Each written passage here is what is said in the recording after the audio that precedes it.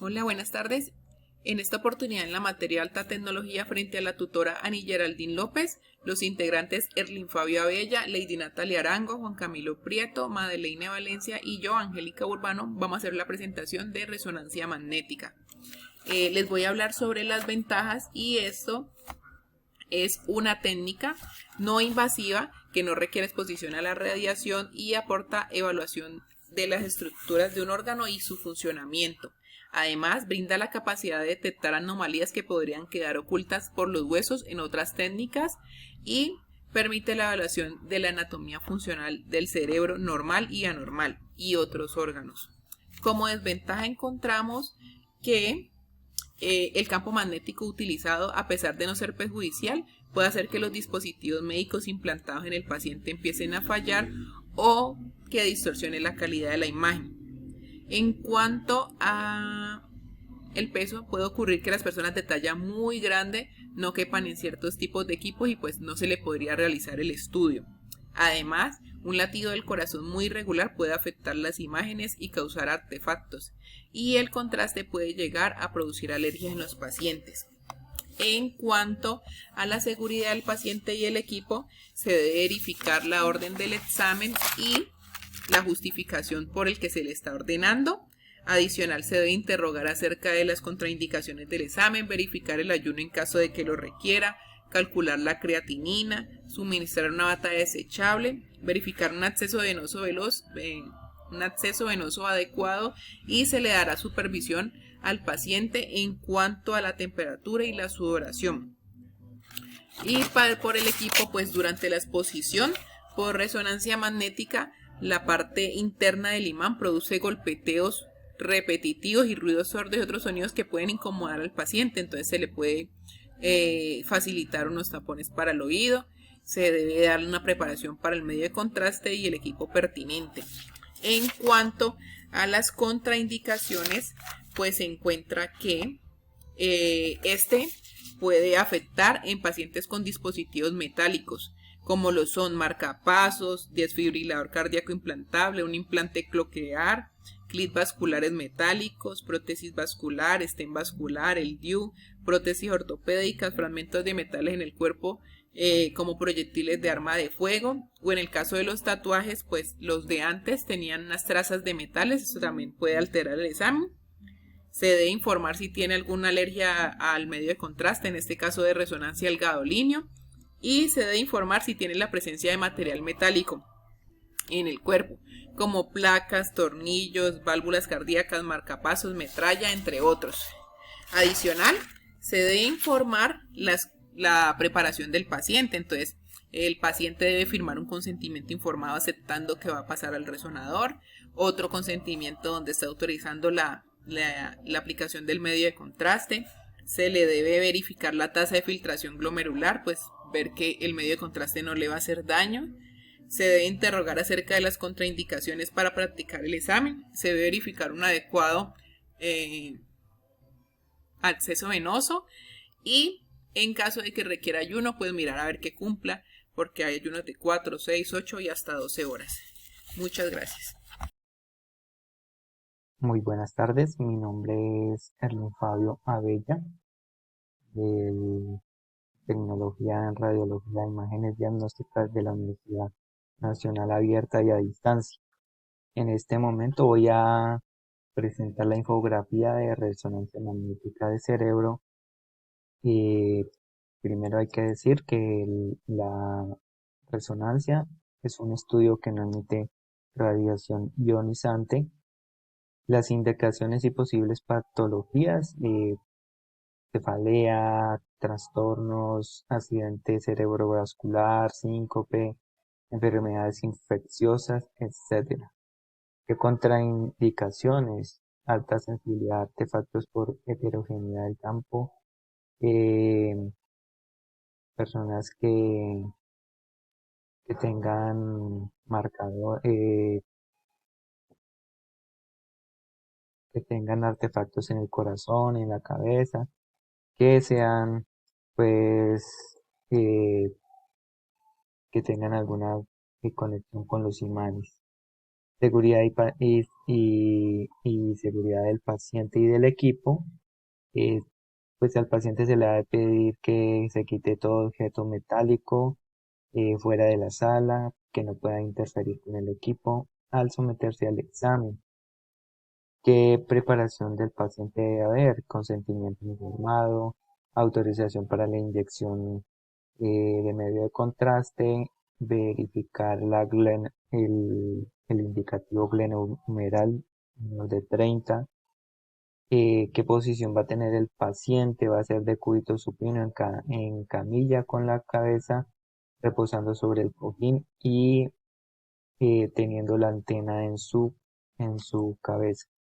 ¿Qué localizadores tenemos? El localizador es Survey de plano axial, localizadores Survey de plano coronal y localizadores Survey de plano sagital.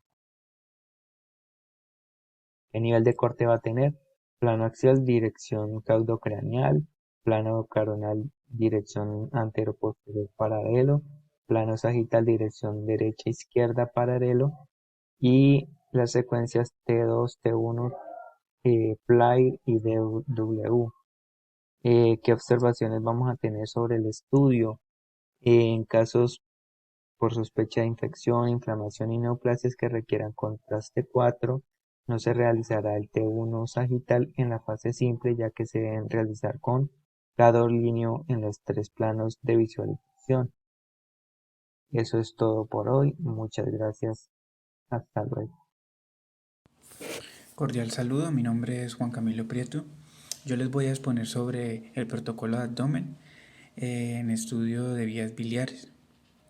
Antes de entrar en el tema del protocolo, quiero decirle algunas de las ventajas que tiene este estudio.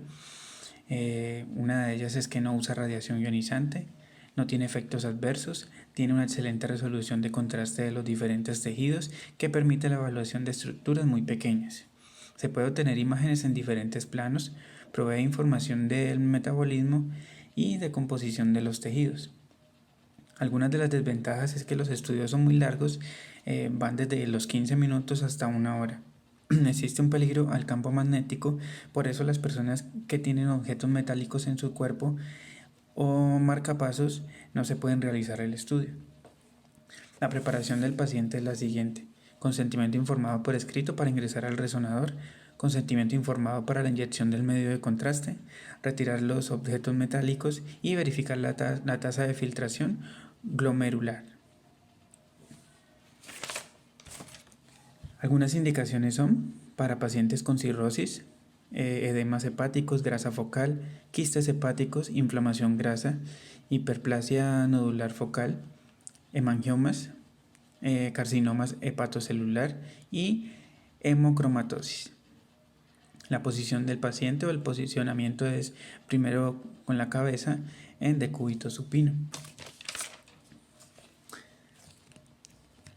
Ahora vamos a hablar sobre el protocolo como tal, la secuencia localizadora SCOOP en los 3 planos, coronal, axial y sagital.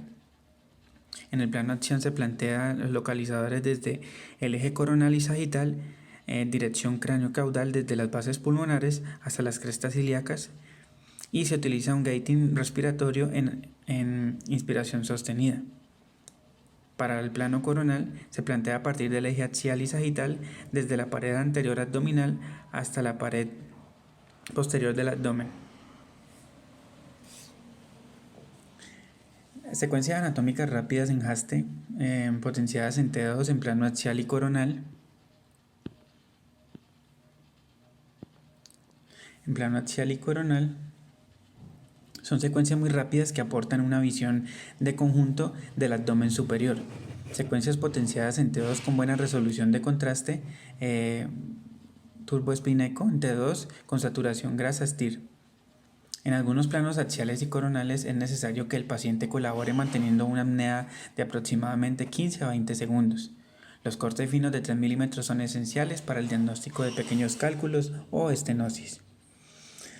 Secuencias en turboespineco en T2 FS de corte único y grueso entre 30 y 50 milímetros. Se obtienen en distintas oblicuidades 6 ángulos centrados en el colédoco plano o radial.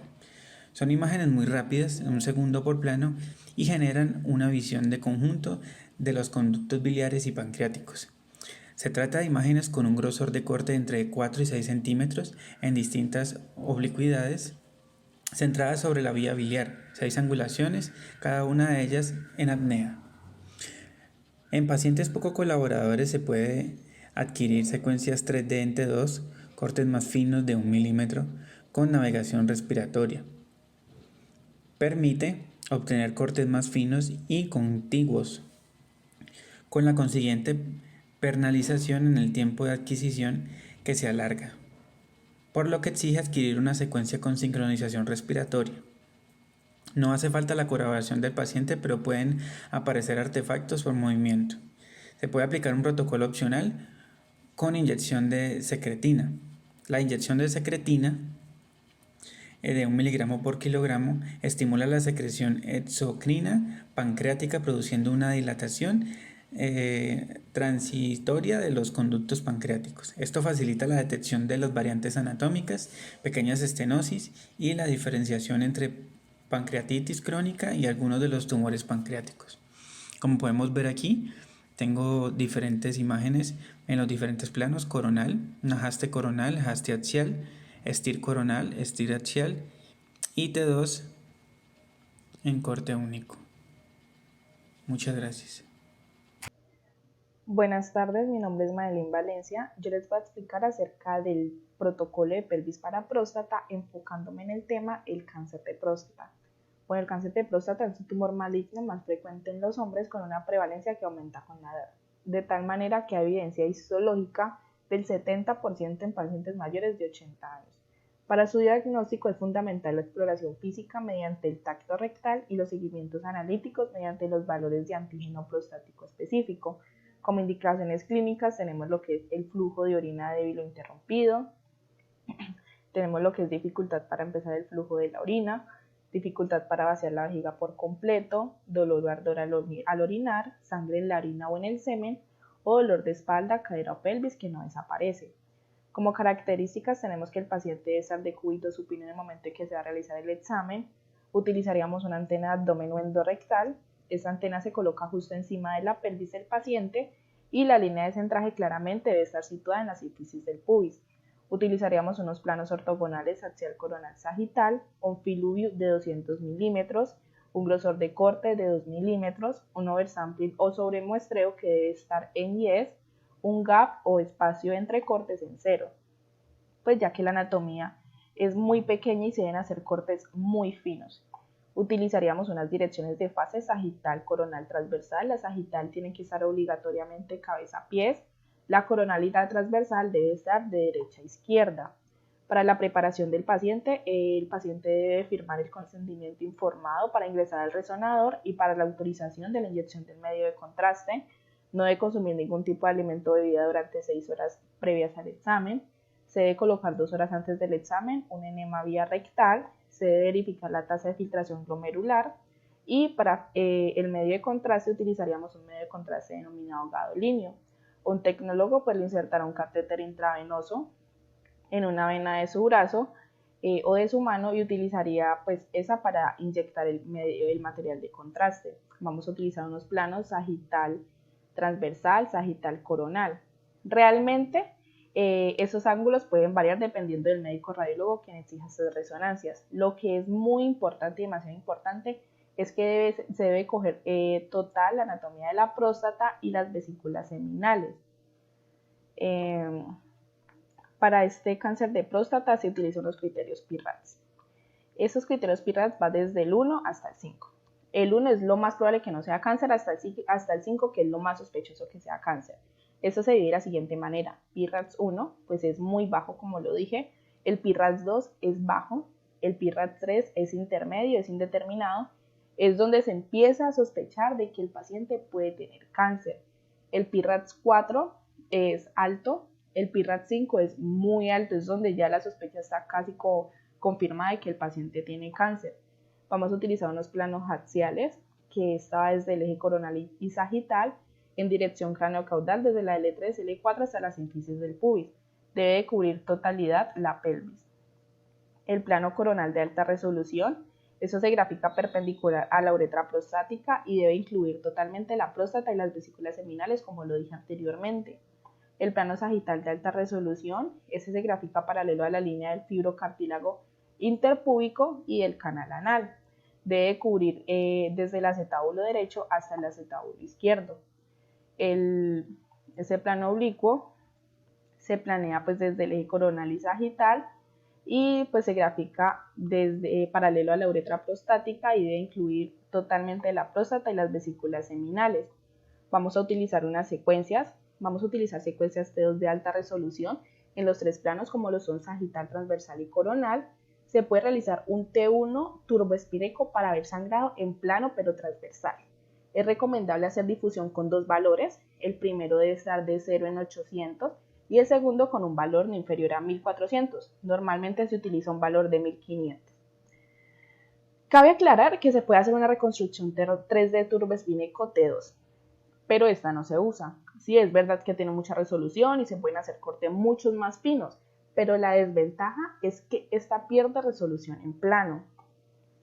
Vamos a observar estas imágenes, que es imágenes axial y sagital potenciadas en alta resolución. Nos enseña una hiperintensidad habitual de la glándula periférica, lo que nos señala la flecha y lo que facilita la detección de lesiones neoplásicas.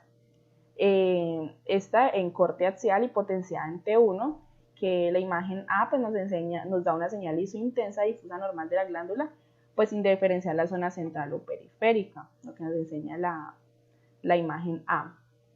Y lo que nos enseña la imagen B, como está acá, es hiperintensa en ambos lóbulos periféricos, secundaria a una hemorragia post-biopsia, lo que nos enseña la flecha. Muchas gracias. Cordial saludo, compañeros y tutora. Yo soy Natalia Arango y para esta oportunidad voy a hablarles sobre el protocolo de resonancia magnética del cuello del pie. Para comenzar tenemos unas indicaciones que son las anomalías de la médula, como son con las contusiones óseas, la osteonecrosis, los síndromes de edema medular, los trastornos sinoviales, las displasias, los trastornos del tendón de Aquiles, las infecciones de hueso, articulación o tejido, anomalías de otros tendones del retropié, fibromatosis o trastornos de los tendones peroneos. La preparación para el paciente son retirar todos los objetos metálicos del paciente, hacer un formato de encuesta para la toma del examen, que es este, en donde le indicamos que los riesgos que pueden haber. En este caso no hay riesgo, por ejemplo, de radiación ionizante, ya que no se va a utilizar. Tenemos también un consentimiento informado por escrito de autorización de inyección de medio de contraste si éste lo requiere. En este caso y en la patología que vamos a exponer posteriormente, no utilizaremos el medio de contraste. Para este estudio no se requiere ayuno y en caso tal de que se aplicara el medio de contraste, en este caso gadolinio para resonancia, se pide un informe de creatinina no mayor a 30 días. Esos son los formatos que se utilizan o que se manejan en la parte de resonancia. Nivel del corte. La planeación en los ejes axial, coronal y sagital se debe planear en un FOB, lo suficientemente grande para cubrir el cuello del pie. Posición y orientación del paciente. El paciente debe estar en decúbito supino, es decir, boca arriba, por decirlo de alguna manera, mirando hacia el techo. Y lo primero que entra sería los pies. Sería en pseudocraneal. La altura de la mesa siempre debe estar en el centro de la estructura a examinar, así como lo vemos aquí. Vamos a valorar la parte del tobillo, más conocido como el tobillo, y bueno, pues en este caso el cuello del pie. Los planos de reconstrucción. Los planos de reconstrucción son el plano axial, que en este caso debe ser paralelo a la articulación tibio-peronea estragalina y debe incluir toda la articulación del cuello del pie. Para el plano coronal debe ser perpendicular a los maleolos medial y lateral. Esto se realiza desde el tendón de Aquiles hasta la articulación tarsometatarsiana, y ya en el plano sagital Este último plano, los cortes son paralelos medial y lateral y se realizan desde el borde externo del malévolo lateral hasta el borde externo del malévolo medial. Aquí encontramos los localizadores en el plano axial, los 3 en cada uno, el plano coronal y en el plano sagital, como ya anteriormente lo informé. Y tenemos las secuencias. Para este caso lo que vamos a hacer es explicar un poco lo de la patología sinovitis. Cuando hablamos de esta patología en un paciente, por ejemplo, de 50 años que presenta un constante dolor, lo que se hace básicamente son las reconstrucciones básicas, porque para el cuello del pie por lo general se utiliza el mismo protocolo siempre y cuando no vayamos a buscar algo adicional a esta patología, como por ejemplo un cáncer. Si un paciente viene con un cáncer, pues vamos a buscar, en este caso que estamos hablando específicamente del cuello del pie, una metástasis. Ya para la sinovitis, que es un caso inflamatorio más que todo, se pueden hacer las secuencias básicas, como son las densidad protónicas, spin de eco, el de saturación grasa, el coronal en sagital también, sagital en T2 y fase en secuencia fuera de fase. Y ya como les decía, en el tema de buscar una metástasis, se adicionaría el coronal en DBP y fuera de fase, lo mismo con sagital, fuera de fase, DP y sagital T2 fuera de fase. Eso es todo, muchas gracias.